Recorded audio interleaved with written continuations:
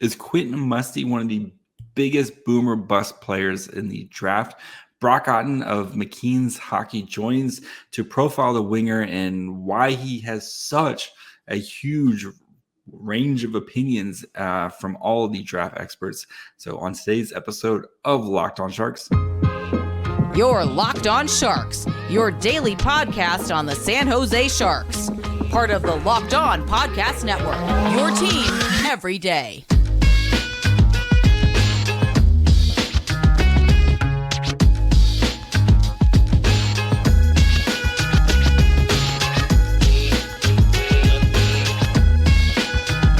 Hello, welcome to Locked On Sharks, the premier hockey podcast covering your favorite team in the Bay Area. My name is JD Young, contributor at San Jose Hockey Now.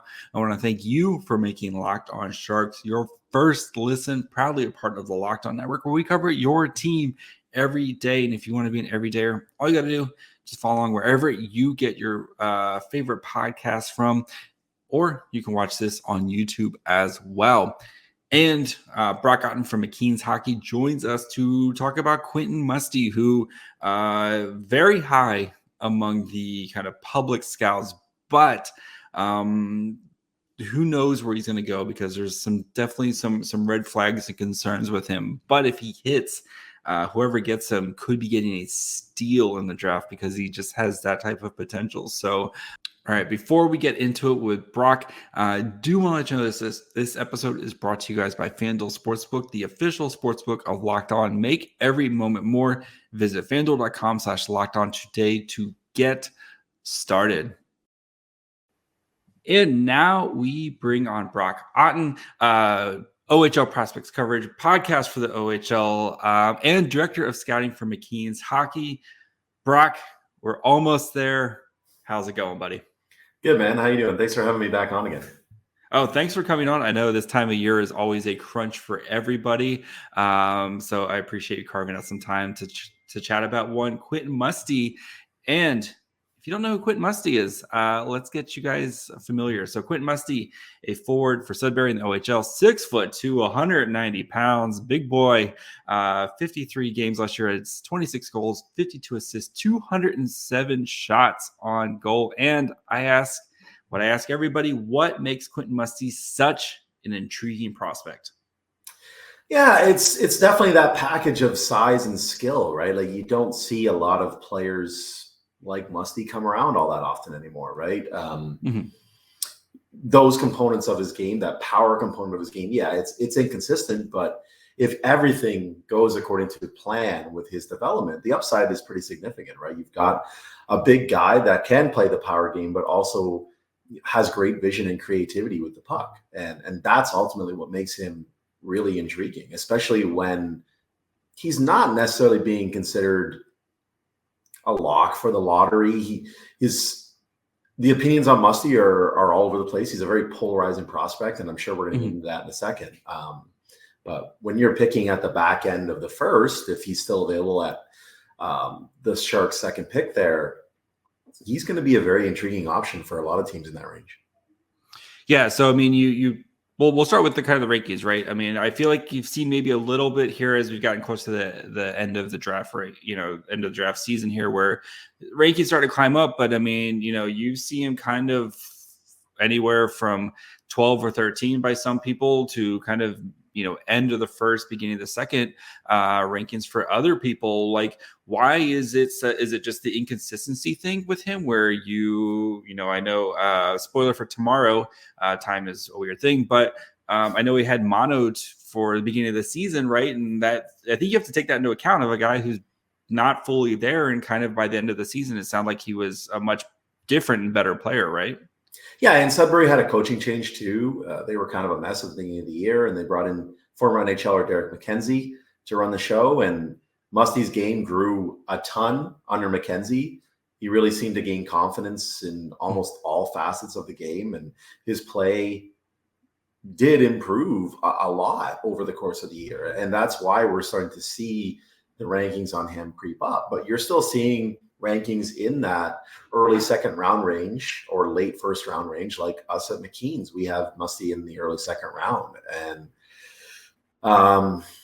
it all depends on how you view the faults, right? And how likely they are to correct themselves. When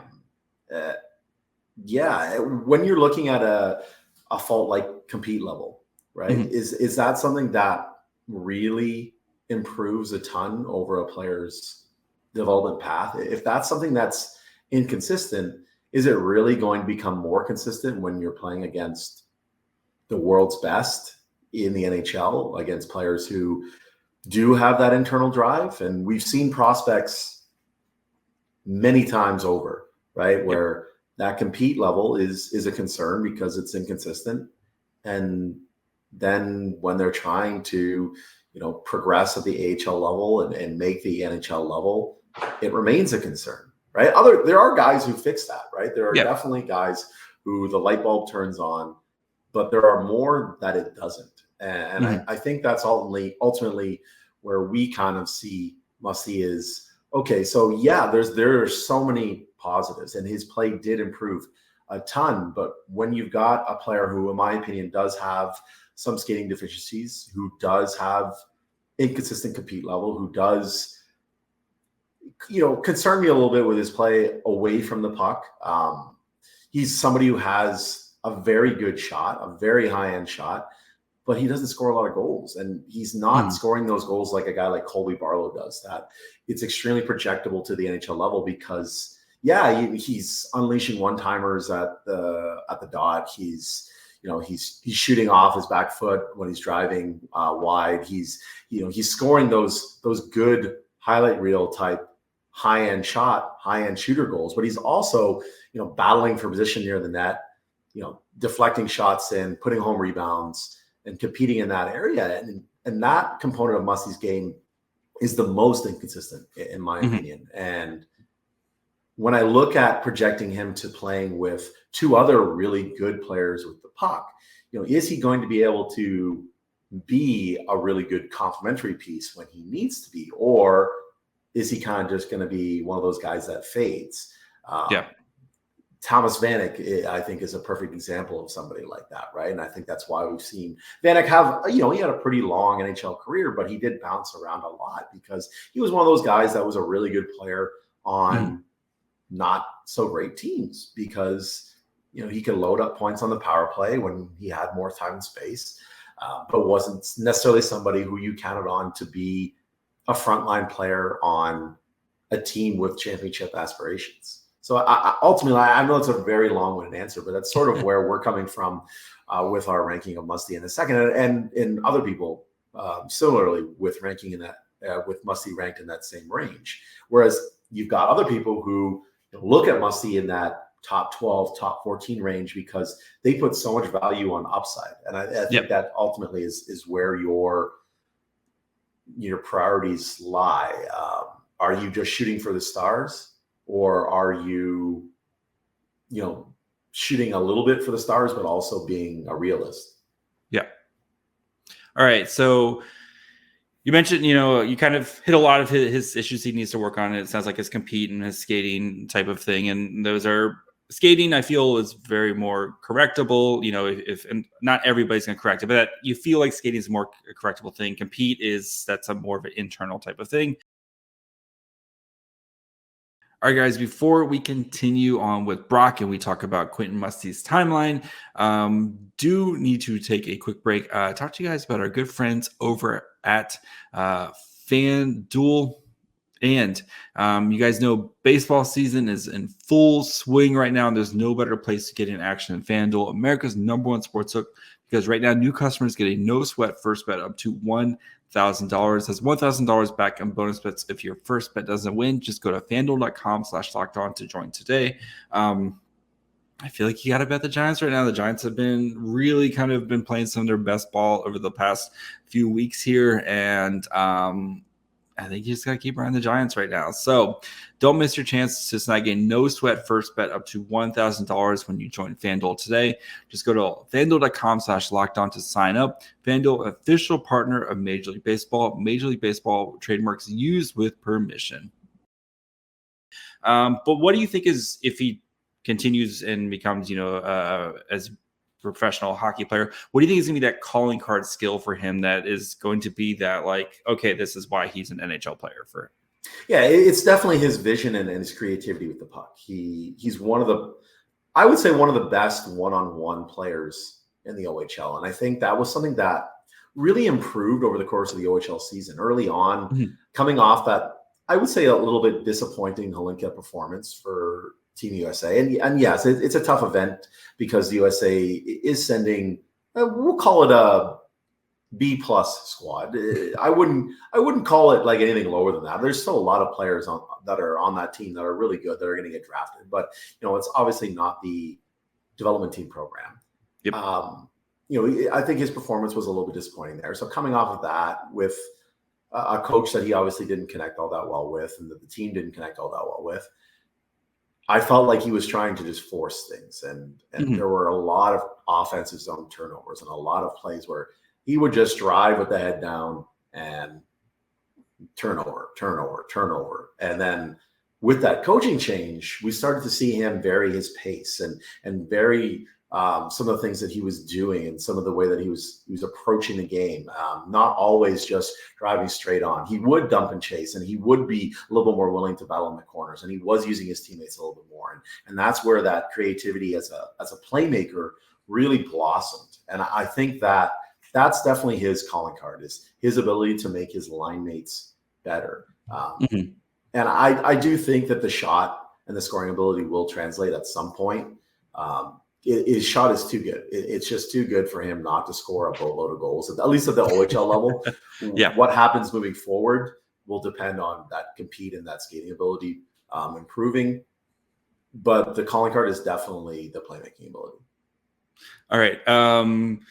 So we know the Sharks have been trying to work their prospect forward, and a lot of them are a little bit on the shorter side. We'll be nice here with our short kings like Bordelot and Eklund's 5'10", and even the Sharks expect to draft Will Smith is only 6 foot. So I know having some variety and some big guys like Quentin Musty, who's 6'2" and already 190 pounds at 17. He's not even 18 yet. Doesn't turn 18 until July. Kind of where, if the Sharks do draft him, does it seem like a good fit to have some more variety like that in your prospect pool? Yeah, I would absolutely say so. I think that if he's there still when San Jose picks at the back end of that first round, I do think that's a good pick for the organization. One, because of where they are in their timeline, right? They can afford to take a chance on a high upside guy like Musty in that range. There's probably not going to be many guys left in that range that have as high upside as Musty does, right? And that's how you turn around your franchise. And if you miss on him, you're probably going to have some other high-end picks in the next couple of years. You've also had previous high-end picks that are going to, help to turn your fortunes around. So you can afford to take that chance, right? Other teams, I don't think necessarily can or will. But San Jose is definitely somebody that I think could take that chance on Quentin and how he fits in. He's, again, somebody who potentially could make other players better. Like if they can find a really high-end goal scorer to pair with, say, Musty and Will Smith, I mean, that could be a really good trio. Similarly, he's somebody who could probably play with Eklund. Because, again, they're similar kind of high-end playmakers. Again, maybe that need to find that really good, heavy. Obviously, Musty does play a bit of a heavy game, but maybe somebody who can play a bit of a chippier game. Yeah, also a bit scrappier. Yeah, a little bit of a scrappier game to pair with them, but also skilled enough. But yeah, that's ultimately where he's going to fit in. If Quentin Musty isn't a top 6 player, I don't think he's an NHL player. I think that he's one of those guys that he's going to make the NHL in a first or second line role. He's going to be playing on the power play, or he's probably not going to make it. And look at a guy like the Islanders drafted Michael Doug Cole a few years ago, right? And he, I would say Musty's definitely a better playmaker, more individually skilled, definitely a better skater. But there were some similar concerns with the two players, and ultimately Doug Cole just couldn't crack the top six, and his game is just not tailored to being a bottom six player. And I think ultimately we'll probably see that with Musty too. He's going to be top six or tweener. Makes a lot of sense there. Yeah. And, like I get it, especially at the back end of the first round, like taking a swing on, especially when you're an organization like the Sharks, where you just need more like good players in your system, and you feel like you've got some solid guys who have some upside. You look at like Gushin had a really nice year in the AHL, and you start to see that goal scoring potential.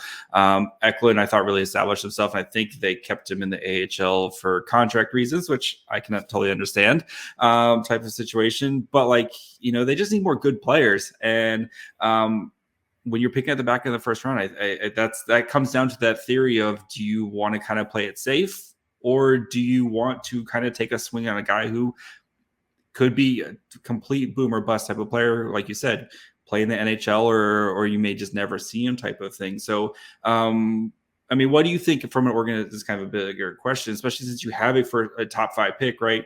You feel pretty good about Will Smith being an NHL player, again, assuming they pick Will Smith.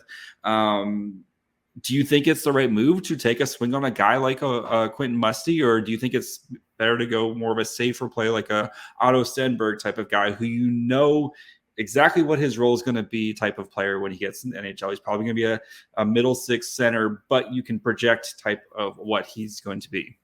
No, I definitely think that you have to take those big swings when you're an organization like San Jose currently, right? I think that you start to turn your attention to maybe safer players who are going to sort of round out your organization when you feel like you're going to turn that corner, right? You become the fun, frisky team type of situation. Yeah. And you miss the playoffs by a little bit. You feel like your young guys are really coming together. Okay, now that's when we're going to draft a guy who's probably going to help us in 1 or 2 years instead of 4 or 5. We're going to draft a guy who's a little bit safer, a guy that we feel is going to help fill an organizational need. Maybe we have identified that we need that sort of middle six scrappy guy that we were just talking about, who can put the puck in the net, who can drive the net, who can play the PK. And maybe that's when you sort of take that chance on that player if you manage to acquire another first round pick, or you've got an early second. But when you're in a spot like San Jose, or when you're in a spot like Chicago, right? It's literally nothing right now. Right. That's when I think you take all those big swings and you hope some of them hit. You start to turn things around, and then you start to look at filling in the gaps. All right. Musty's timeline. Probably year or two in the O, couple years in the A. You think it's kind of a bit of a time like that, especially if he's going to have to be a top 6 type of guy to make the NHL. So you're probably expecting maybe like a 4 years before he's making an impact in the NHL type of thing. Yeah, I think 3 or 4 years is very safe. I think that he's someone who's probably going to need the full 2 years in the OHL to just kind of round out his game, just the finer details of it, right? Especially away from the puck. And then maybe a year in the AHL, he should be ready. I think whenever you've got a guy that isn't the world's best skater, and again, I've brought that up a few times. Musty isn't a poor skater. I just think there's components of his skating, like his first step quickness, that I think need to improve. And I think a lot of that has to do with that inconsistency of his compete level too. When he gets going, he's fine. It's just that quickness, that acceleration that I think is an issue. So when you've got a player like that, there's always a bit of a development, or there's an adjustment period, I should say, in the AHL level for them to adjust to the speed of the pro game, right? So he's someone who probably would adjust quite quickly because he is so skilled. And then it's just a matter of adjusting to the pace of the NHL and to the strength of the NHL, and whether his game has come far enough to be that player. And so I think 3 years, probably minimum. Makes sense. I mean, that's kind of the timeline for a lot of these guys, kind of the same, especially forwards in the same area. So none of these guys are going to be burning down the house and playing in the NHL in like 2 years type of situation. So, all right, guys, before we finish up with Brock and we talk about some of his favorite players in the back end of the first round, and who he would target if he was Mike Grier. I do want to thank you guys for making Locked On Sharks your first listen. Again, proudly part of the Locked On Network. We cover your team every day. And if you want to be an everydayer, all you got to do, just follow along wherever you get your podcasts, or you can subscribe on YouTube as well. Tony Ferrari comes back tomorrow to talk Mikhail Gulyev and the final draft profile of the season. That'll be 29 draft profiles. So, yes, we did it, Joe. We did it. So make sure you guys, again, follow along wherever you get your favorite podcast, or you can watch on YouTube as well. Let's talk some bigger draft stuff. The draft is, when you're hearing this, the draft will be a week away. Who are some of your favorite players kind of in that back end of the first, beginning of the second? Just guys that maybe being a little undervalued in your opinion. Yeah, I'll give you a few names. The first one that comes to mind is David Edstrom from Sweden. One thing that I always really look for in players in this sort of range, in the back half of the first, I always like to target, or I always seem to prefer, players who've shown such a strong development curve over the course of the season. And Edstrom is someone who came into the year as kind of like a middle six checking line center for the Swedish program. And then over the course of the year, his offensive skill set and his confidence and his skating and his shot and everything just improved so much. And he was able to become a pretty decent SHL player by the end of the year. The injury to Felix Nielsen opened up the door for him to take over the first line center role within the Swedish international team on the U18 side. And he took it and ran with it. And he's somebody that I think could go even higher than where San Jose is picking. I honestly could see a team taking him in like the top 16. I've heard a lot about scouts really liking how much he improved in the second half. And big body centers who can skate and put the puck in the net, I mean, those guys, they're pretty rare to find. And you see those are the types that end up getting drafted a lot earlier than, independent scouting agencies seem to have them ranked. So we had Edstrom at the back half of the first round. But if it was my own personal list, because that's obviously my team, if it was my own personal list, he'd be inside the top 20. He's somebody that I feel has a very good chance to be a very good middle six center, at worst, maybe like an Adam Lowry. And at best, somebody definitely a lot better than that. And I think that holds a ton of value.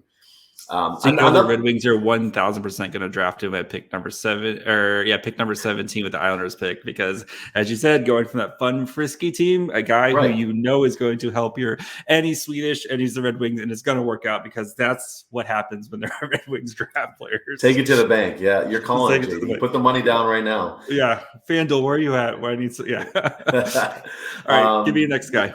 Yeah, and I'll give you another guy that I think has a similar kind of profile and improved in a similar kind of way, and that's Danny Nelson.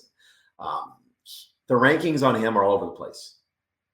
But again, here is a power center, skates well, showed a ton of improvement over the course of the year. In my opinion, the most improved player on that development program team over the course of the season. Once they moved him off the wing, where they were kind of trying to fit him into like that complimentary workhorse guy with Oliver Moore, and it just kind of wasn't working. And then they moved him down the lineup to have his own line at center. And that's when things really took off for him. He ended up being more of like that shutdown guy for them, top penalty killer.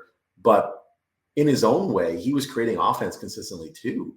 So I'm very curious to see what he would do if, he was the first line center on say he wasn't in part of the program. He was on a USHL team, right? Let's say he was on Chicago Steel or Waterloo Blackhawks. You take your pick, right? And he was that first line center. What would his production have been like? And how would we be viewing him possibly differently, right? And I look at a guy from the program last year, and I don't think they're anywhere close to comparable as players in terms of how they play. But I look at the way that Jimmy Snuggerud improved a ton from the start of last year to the end. He ended up being drafted a lot higher than people had him. And he ended up having a fantastic freshman year and is now sort of emerged as this guy that people are saying, like, wow, he should have been drafted earlier. Like, what were we thinking? So I do feel like Nelson is another one that people are kind of sleeping on because he's not the most creative player. He's not necessarily like a sexy pick in that regard. He's not going to to win any scoring races anytime soon. But he's somebody that I think has a very safe projection as a really good middle six center. And again, those power centers that can play in any situation, they're hard to find. And those are the guys we see it every trade deadline. Like NHL teams are giving up first round picks for the Paul Gostads of the world, right? And it's for a reason, because teams win in the playoffs with those types of guys. So why not draft them and grow them yourself? Makes sense. Yeah, so that's sort of the second one. The third one I'll give you is Nick Lardis, somebody that's in my backyard. I'll preface this by saying that I don't think that he goes in this range. I think that he's probably somebody that gets drafted like mid-second to late second. I think that NHL teams are a little bit of afraid of a smaller, skilled, quick guy who plays more of a north-south game. He's not the most individually skilled or creative, but he can put the puck in the net, and he's one of the best skaters in this draft class. And I think that there is a place for guys like that. And I think that NHL teams underestimated a guy like Jordan Kyrou for the same reasons when he was coming out of the OHL as like another speedy, undersized forward who, there were some consistency issues in how he attacked the middle. And there was fear that he would be forced to be more of like a perimeter guy at the NHL level. And now we see him develop into a pretty good player, right? So he's somebody that I would have a ton of time for in the back half of the first round. Just, again, another guy that progressed a ton over the course of the season. All right. So, again, we're a week out as you're listening to this. The assumption being it's probably going to be Will Smith at pick number 4. If you are General Mike Grier, who are you kind of targeting at 26 or 36 to try to complement what the Sharks are trying to build here? Yeah, I think that's a really good question. It's kind of a loaded one because it really just depends on who's there, right? Like if you're San Jose, again, being in the position that you're in, we talked about it. This is the opportunity for them to take those sort of home run swings. So Quentin Musty, that would make a lot of sense for San Jose in that range. If a guy falls, let's say, I don't think it's going to happen because I've heard that he's going to go a lot higher than people have him ranked. But let's say Daniel Boot falls because of the Russian factor, right? Yep. That's a slam dunk pick, right? There's another guy, big guy, plays heavy, ton of upside, longer term project for sure. But San Jose can take that chance, right? So if you've got somebody that falls a little bit, I think that's a chance they can take. Maybe a guy like he's not my favorite player in the draft, but a guy like Lukas Dragicevic, right? High end skill, high end offensive upside as a puck mover. Maybe the defensive game never really comes around. Defense but if we're looking at anyway, I know you said that last time, but you know what? Maybe it does, maybe it doesn't. Maybe you find a way to sort of shelter him and fit him into your lineup in creative ways, right? And the upside is significant. So those are the types of guys that I do think San Jose should be looking at. I'll throw another one at you. Is Bradley Nadeau, right? There's a guy that had one of the best seasons in the BCHL for a draft eligible player ever, right? And the BCHL probably isn't as strong as it's been in recent years. So I think people are kind of underrating his skill set because of that. I think it would have been great to have seen him at some international tournaments this year. But like, for example, the World Junior A Challenge, BCHL leaving Hockey Canada, none of the BCHL players were eligible for that event as they previously were to play for Canada West. It would have been amazing to see him at an event playing against, the Otto Stenbergs, the Tom Willanders.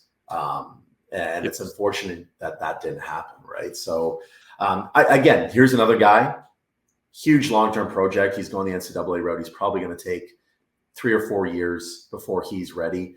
But the upside is pretty significant there. Probably among the highest upside of goal scorers in this draft class, right? So, those are the guys that I'm targeting if I'm Mike Grier. All right. We'll get to your last 2 questions. The last time I asked you who you thought was going to be the best non-Connor Bedard, you gave me the answer, Will Smith. This time I'm going to ask you, who's the guy that gets drafted kind of in this range in 5 years from now? We're like, how did this guy fall this far? Yeah, I'll throw the name Tom Willander out. And I actually think he's probably going to go a little bit higher. I think that he's somebody that's really making a push up draft lists late in the year. I heard he had some amazing interviews. And that obviously goes a long way. I heard he's a really intelligent kid who really came across well in his interviews. So he probably doesn't end up being drafted in this round. Yeah, he probably goes in the top 15. But I do truly feel that he has a chance to be the best defender in this draft class. He's somebody that I think we're sleeping on because he doesn't have that individual skill that Dragicevic or Sami Pelika do. He doesn't have the size that Dmitry Simashev or David Reinbacher have. But he's just one of those guys that's the sum of his parts, right? Like everything he does is above average, in my opinion. And those guys translate so well. Those are the sneaky guys who end up your Devon Taves, who are playing 24 minutes a night on Stanley Cup winners. Your Josh Morrisseys, right? Those are the types of players that I think we undervalue going into the draft. And I think we'll enter in a year where I don't think there's a perennial all-star on the back end. I think he has a chance to be the best defender. And I think when we look back on things, I think people are going to say maybe, we should have been even higher on him. Like, we liked him. Like, why didn't we take him higher? Yeah, why didn't we just take him? Yeah. All right. And then last question, what pick does Quentin Musty go? Oh, that's a really good one. I think he goes in the top 20. I do think that, again, like we talked about, bit of a unicorn now, right? Those types of players, they're not as abundant as they were in the mid 90s, the early 2000s, when, the Olin Nolan, Shane Doan, Keith Kachucks, Brendan Shanahan's were ruling the world, right? Like those types of players are very rare to come across now. It's what makes a guy like Tom Wilson so valuable to Washington, right? Because there aren't many guys who play like Tom Wilson. And I don't think Quentin Musty's going to be that kind of power forward, but the frame, the skill, the potential to be that power forward, it's going to entice somebody in the top 20, in my opinion. Can I give me a pick? Right. I thought you'd let me off the hook. No, I'm going to say he goes 18th. 18th to the rebuilding Winnipeg Jets. So makes sense there. Brock, you've said it all. Where can the people find you? Yeah, so they can find my work at McKeen's Hockey. We just released our draft guide. Really proud of the product this year. So you can subscribe there and pick up your copy. Lots of good work on the website as well, which a subscription will get you. Also on Twitter, lots of stuff on there. You can follow my podcast with Tony Ferrari on the hockey news for the OHL. We're putting together a podcast coming up where we're going to have a roundtable of some OHL draft eligible guys, having some fun with them. So nice. Look out for that in the future. Awesome. Thanks so much, buddy. Yeah, thank you. All right, guys. Hope you enjoyed my conversation with Brock. Quentin Musty is intriguing. You can see it, right? You can see all the things, but that compete level, and we know Mike Grier and his compete level thing. But if he hits, man, does he hit? So it'll be interesting to see where he goes. I think somebody will talk themselves into it before the Sharks pick at 26. But he could be one of those guys who were like, how did he go here type of player, or he never makes the NHL type of player. So he's a very intriguing guy, and it'll be interesting to see who kind of talks themselves into it. So again, thank you guys for making Locked On Sharks your first listen.